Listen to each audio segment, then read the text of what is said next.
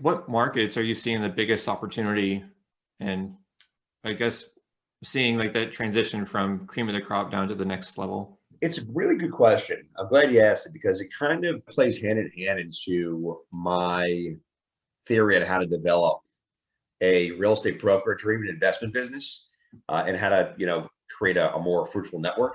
I find that the core markets around the country are that I focus on are the primary markets in the Southeast. So like, major markets with populations over a million, Raleigh, Charlotte, Jacksonville, Orlando, all the major markets and some of the tertiary markets now, like Greenville or like Winston-Salem or like Columbia, South Carolina.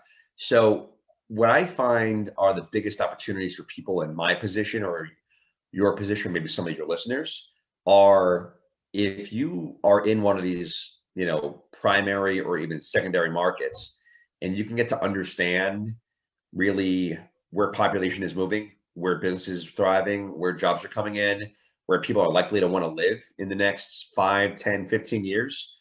The people who generally are able to find these opportunities are people that are local, that know the business owners, that know a coffee shop is opening here, then another store is opening right next door, and this area is going to be bustling over the next 2 or 3 years. Where a guy from the outside just wouldn't know that, right?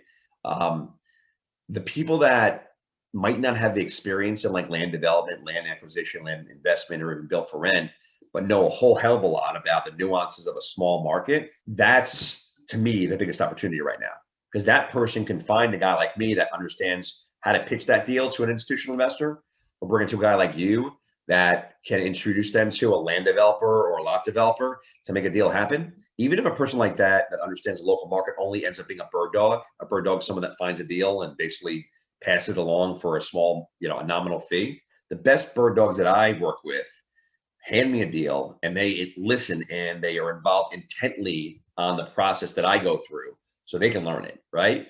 And by doing a deal with me, they're made smarter. So the next time they see a deal, maybe they bird dog it again, but maybe they had the opportunity to learn a little bit more where eventually they won't need me anymore. They can do it themselves, right?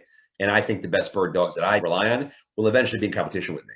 And that pleases me to no end. I love the fact that people that work with me, and if they want to follow what I do closely enough, can learn how to do the whole bird dog thing better to eventually become maybe a broker or even a principal later on in the process.